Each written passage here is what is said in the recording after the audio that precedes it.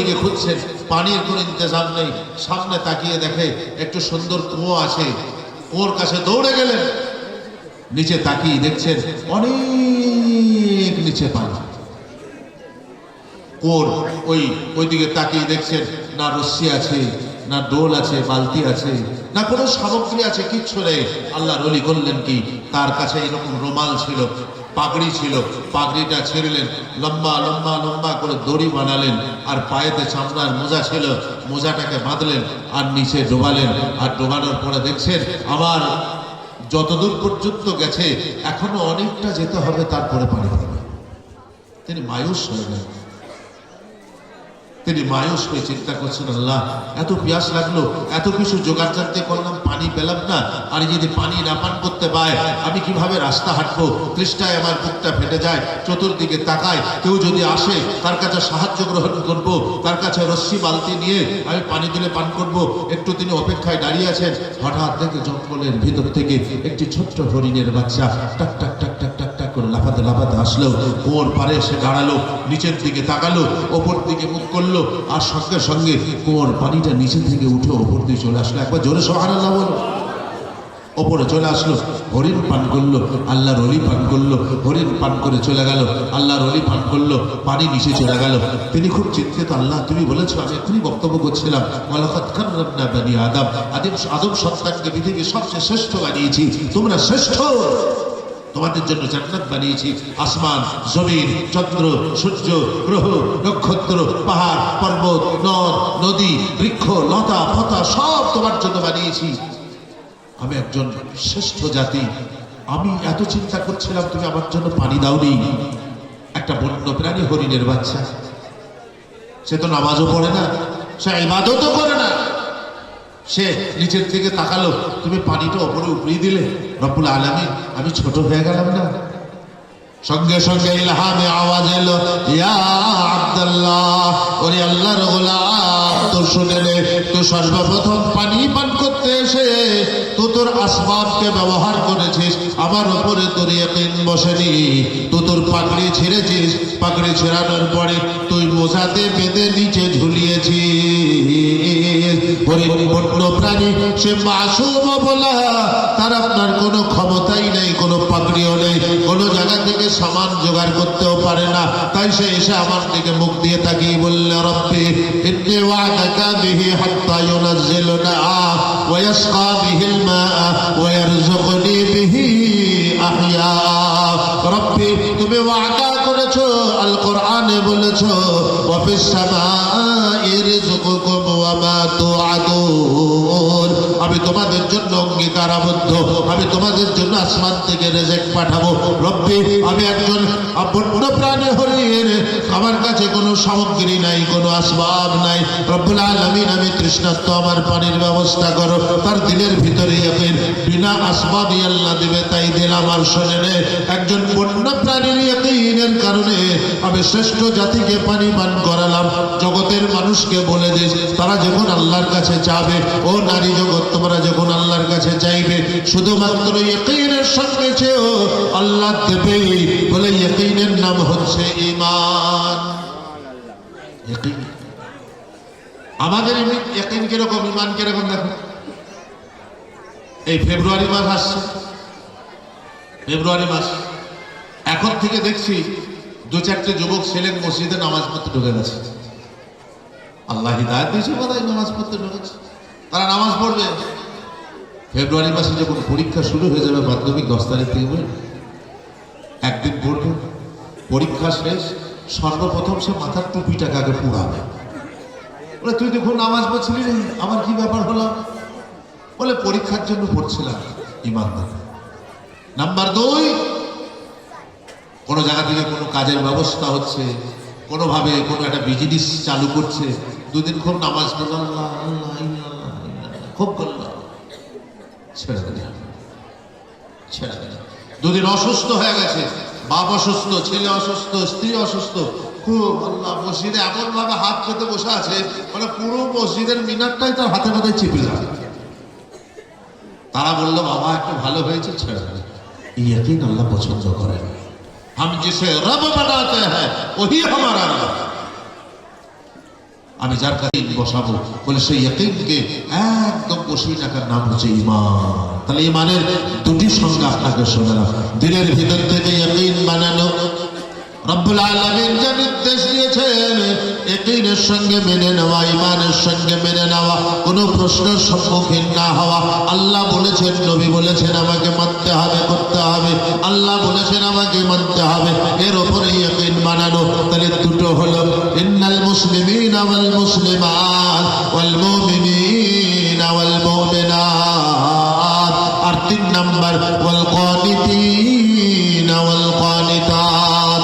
নর নারী, তোমরা যদি কামিয়াবি চাও, ও পুরুষ ও মহিলা, তোমরা যদি সফলতা চাও, দুনিয়া ও আখিরাতে ইজ্জতওয়ালা হতে চাও, ইজ্জতওয়ালি হতে চাও, তোমাদের 3 নম্বর গুণটা নিয়ে এসো। বলো সেটা কি? কানিতিনা ওয়াল কানিতাত। তোমাদের মধ্যে মানার গুণটা নিয়ে এসো, মানার সিফাত নিয়ে এসো। মানা, মানা একটা বড় গুণ বাবা, মেনে নেওয়া। ছেলে অপরাধ করেছে, বাপ মেনে নিচ্ছে, ওখানে মানছে। স্ত্রী অপরাধ করেছে, স্ত্রী তাকে নকঝক করেছে, একবার বলেছে, মেনে নিয়েছে। রব্বুল আলামিন বলছেন, তুমি তোমার ছেলের অপরাধটা মেনে নিয়ে যেভাবে তুমি নিজেকে তার অপরাধটাকে নিজের মাথায় চাপিয়ে নাও, তুমি তোমার সন্তানকে যত বেশি ভালোবাসো, আমি রব্বুল আলামিন তোমাকে তোমার সন্তানের চেয়ে আমি আল্লাহ 70,000 গুণ বেশি ভালোবাসি। একবার জোরে বলুন সুবহানাল্লাহ। আমি আল্লাহ নির্দেশ দিয়েছি, কেন মাননি? আল্লাহ তুমি কি নির্দেশ দিয়েছো একটু বলে দাও। আল্লাহ বলেছেন তুমি ঈমানকে সহি করিও। রব্বুল আলামিন বলেছেন 5 ওয়াক্ত নামাজ আদায় করিও। রব্বুল আলামিন বলেছেন সম্পদ হলে যাকাত দিও। আল্লাহ রব্বুল আলামিন নির্দেশ দিয়েছেন নবীর মাধ্যমে আলেম ওলামাদের শ্রদ্ধা করিও, আলেম ওলামাদের কাছ থেকে দ্বীন শিখে নিও, আলেম ওলামার প্রতি তোমরা আস্থা রাখিও। কানিতা, মেনে নেওয়া। এখন আমাদের একটা বড় দোষ হয়ে গেছে, উনি তো আমাদের ইমাম সাহেব, আমরা খাওয়াই, আমরা পড়াই, আমরা বেতন দিই, আমরা তাকে হাদিয়া দিই, মাইনে দিই, আমাদের পয়সায় চলে, উনার কথা আমাদেরকে শুনতে হবে। এটা আমাদের বড় দুর্ভাগ্যের কারণ, দুর্ভাগ্যের কারণ। আপনি মনে রাখবেন, আপনার মসজিদে যিনি ইমাম সাহেব ইমাম আছেন, আপনার সামনে যিনি নামাজ পড়ান, তিনি আপনার ইমাম নন। قال النبي صلى الله عليه وسلم الامام خليفة لي। পৃথিবীতে যত মানুষ ইমামতি করে আমি নবীর তারা প্রতিনিধি। একবার জোরে বলুন আলহামদুলিল্লাহ। আপনি আপনার ইমামকে শ্রদ্ধা করলেন, যেন নবীজিকে শ্রদ্ধার সমকক্ষ। قال النبي صلى الله عليه وسلم من رآني عالما فقد رآني مني। যে ব্যক্তি কোনো আলিমকে মোহাব্বতের নজরে দেখলো, ইমাম সাহেবকে মোহাব্বতের নজরে দেখলো, নবী বলেন সে যেন আমাকে দেখলো। তাহলে আপনার মসজিদে নবীর খলিফা প্রতিনিধি আছে, আপনি তাকে হালকা ভাবে নিয়ে নিচ্ছেন। তিনার কাছ থেকে দিন জানুন। যদি না জানেন, ওই যে গল্প শোনা না, 2000 টাকার গাধা, আপনি ক হাজার টাকায় কিনবেন? 50,000 টাকা। 50,000 টাকায় মাথা ঠুকবেন এমন জায়গায়, আপনার মাথা ঠুকে লাভ হবে না। সেই জন্য আপনার ধর্মীয় সমস্ত কার্যবিধি আপনার মসজিদের ইমাম সাহেব আপনার জন্য যথেষ্ট। তিনার কাছ থেকে জানবেন, হুজুর একটু একটু বলে দেন, হাদিয়া দিবেন, ইমাম খুশি হবে, কিয়ামতের দিনে বলবে এটা আমার ভালো মুক্তাদি। কথা বললেন, তর্ক বিতর্ক কোনোভাবে কোনো রকম। তাহলে আপনাকে গল্প শোনাচ্ছিলাম যে যদি আপনি এইগুলোর মধ্যে যদি আপনি না ইমাম সাহেবের কাছে সচেতন নিয়ে আসেন, সচেতন না হন, তাহলে 2000 টাকার গাধা 50,000 টাকায় বিক্রি হবে। এই গল্পটার মাঝখানে আরেকটু গল্প আছে, জালালউদ্দিন রুমি রহমতুল্লাহ আলাইহির লেখা, একটু বলেই দিই নাকি? বলে আমার ক্লান্তি দূর হবে। তো বাদশাহ মন্ত্রীকে বলছে, মন্ত্রী বলে হুজুর, বলে এমন একটা ইন্তজাম করো, ব্যবস্থাপনা করো, আমি যে বাদশাহ 50,000 টাকা ফালতু নষ্ট হয়ে গেল। কোরআন বলেছে ইন্নাল মুবাজ্জিরিনা কানু ইখওয়ানাশ শায়াতিন, অপচয়কারী শয়তানের ভাই সমকক্ষ। আজকে আমি তো ভুল করে ছেড়ে ফেলেছি, তো এই পয়সাটা তুমি উসুল কিভাবে করতে হবে, একটা রাস্তা বের করতে হবে। মন্ত্রী ছিল খুব ব্রিলিয়ান্ট, ইন্টেলিজেন্স। মন্ত্রী বললে হুজুর চিন্তা নেই, আমি সব ব্যবস্থা করবো। বলে কি করে ব্যবস্থা করবে? বলে ঠিক আছে, আপনাকে দেখাচ্ছি কিভাবে ব্যবস্থা করবো। মন্ত্রী করেছে কি, একটা মারুতি, অমনি মারুতি ভ্যান গাড়ি নিয়েছে, দুই দিকে দুটো মাইক বেঁধে দিয়েছে, আর এক সপ্তাহ ধরে পুরো তার রাজ্যে অ্যানাউন্স করে বেড়াচ্ছে, রাজ্যবাসী, তোমাদের দেশের রাজা বাদশাহ তোমাদেরকে খুশি হয়ে 2025 সালে নতুন বৎসর আসার কারণে তোমাদেরকে পুরস্কৃত করবেন, উপহার দেবেন। লোক তো দৌড়াবে, বাদশাহ দেবে, বাদশাহ দিলে তো 2-5 টাকা দেবে না, অনেক টাকাই দেবে। হাজার হাজার হাজার হাজার হাজার হাজার মানুষ এসে হাজির হয়ে গেছে, সব ময়দানে জমা। এরকম ব্রিগেডের মাঠের ময়দানের মতো 10টা ব্রিগেড মাঠ লোকে আঁকা। পয়সার ব্যাপার, এমনিতে তো রেশন দিলে লোক জমার নামাজ পর্যন্ত পড়ে না, যে লাইনে দাঁড়িয়ে থাকে। আর এখানে টাকার বাদশাহ টাকা দেবে, সব হাজির, সব দাঁড়িয়ে আছে। বাদশাহ কিভাবে টাকা দেবে, সব নানাবিধি চিন্তা চলছে, কিভাবে দেবে। কেউ বলছে মন্ত্রী সবাইকে দেবে, কেউ বলছে পরস্পর দেবে, কেউ বলছে অ্যাকাউন্টে মেরে দেবে, কেউ বলছে আধার কার্ডের লিঙ্ক নেবে, নানা রকম বলছে। বাদশাহ চিন্তা ভাবনা করছে। বাদশাহ আসলে, আসার পরে বাদশাহ মাইকের ফোনটা ধরে বললে, সালাম দিয়ে বললে, আমার দেশের জনগণ, আমি তোমাদেরকে পুরস্কৃত করব। সবাইকে তো দিতে পারি না, সেজন্য আমি তোমাদের কাছে কিছু প্রশ্ন করব। যে প্রশ্নের সঠিক উত্তর দিতে পারবে, কিন্তু আমার প্রশ্ন উল্টোপাল্টা হবে না, আমি কোরআন ও হাদিস থেকে প্রশ্ন করব। যে আমার প্রশ্ন সঠিক উত্তর দেবে, আমি তাকে 20,000 টাকা দেব। দ্বিতীয় প্রশ্নের উত্তর দেবে, আবার 20,000 পাবে। কিন্তু উত্তরটা যদি ভুল দিয়ে দেয়, তাহলে আমি কিন্তু 40,000 টাকা তার কাছে জরিমানা নেব, 40,000 টাকা তাকে ফাইন করব। লোকেরা চিন্তা করছে, বাদশাহ সে যদি প্রশ্ন করে, আমি যদি উত্তরটা সঠিক দিই, বাদশাহ যদি মাথা লড়িয়ে বলে, তাহলে বাস চলে গেল, আমি তো আর প্রশ্ন করতে পারবো না। লোকেরা দেখলো, বাবু দরকার নাই, বাদশাহ যা বলছে বলুক, ওর বলা হয়ে যাবে, আমরা ঘর পাড়াবো। বাদশাহ বলছে, তোমরা রেডি হয়ে যাও, আমি প্রশ্ন করছি। আমার প্রথম নাম্বার প্রশ্ন, আল্লাযী খালাকাকা ফাসাওয়াকা ফাআদালাকা ফি আইয়ি সূরাতিন মা শাআ রাক্কাবাকা। কোরআন শরীফের 30 নম্বর পারা, সূরার নাম সূরা ইনফিতার। রব্বুল আলামিন বলেছেন, আমি তোমারে সৃজন ও সৃষ্টি করিয়াছি, সুষম বানাইয়াছি, এবং তোমারে সুবিন্যাসিত করেছি, তোমাকে সুন্দরভাবে সাজিয়েছি। তো আল্লাহ রাব্বুল আলামিন নারী পুরুষ সবাইকে কত সুন্দর সৃষ্টি করেছেন। আমার প্রশ্ন হচ্ছে, বিভিন্ন অংশে বিভিন্ন জায়গায় আল্লাহ রাব্বুল আলামিন লোম দান করেছেন। আমার হাতের তলাতে, এই হাতের এইখানটাতে আল্লাহ লোম বা চুল দেননি কেন? কি হিকমত আছে? এটা যে বলবে তাকে 20,000 দেব। কে উত্তর দেব বলুন তো? মজলিসে তো সবাই মুফতি, আলেম, দরবেশ, পীর ফকির নাই।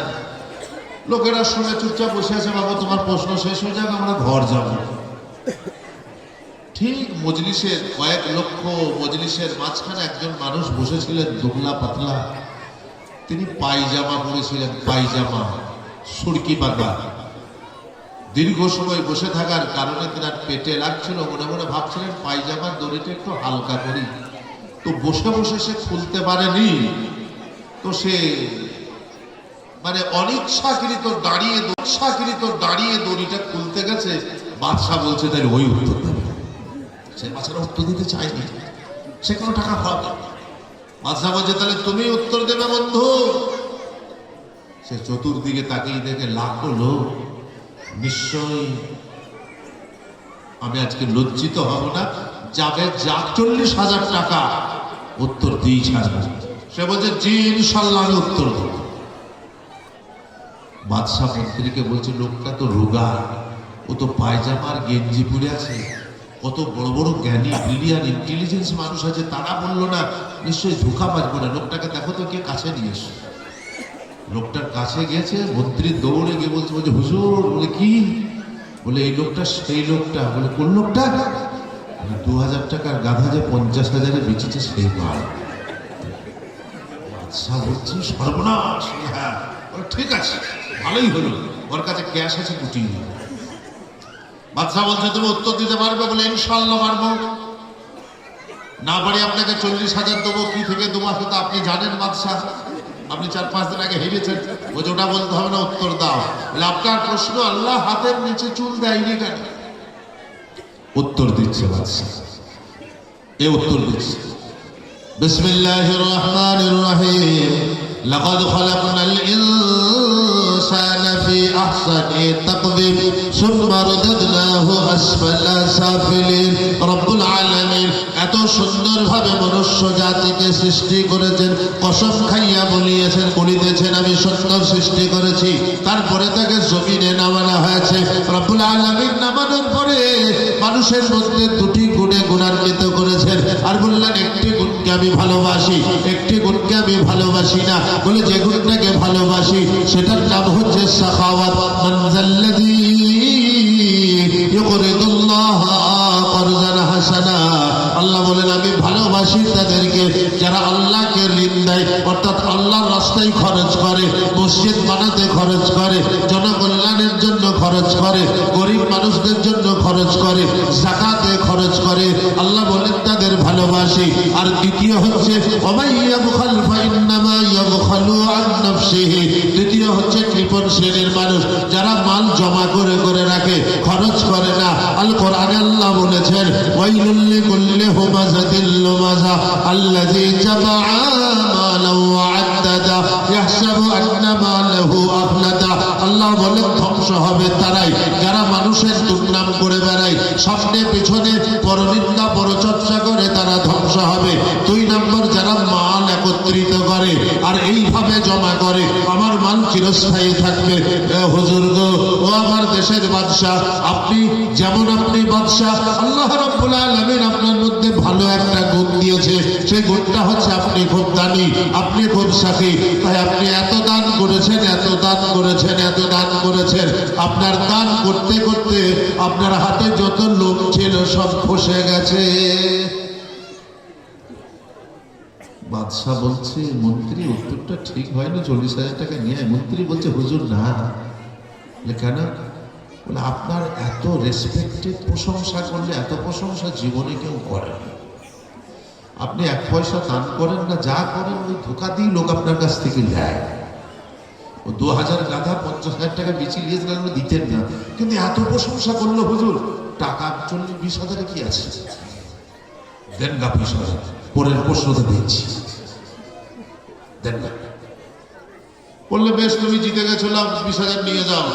বলে হুজুর 50,000 করে সত্য হলো। বলে চুপ কর, নিব খারাপ। পরের প্রশ্ন কত কঠিন আসছে না। বলছি বলুন। বলে এই প্রশ্নের উত্তর দিতে পারলে 30,000, না দিলে পুরো 70,000 ভরি নেবো।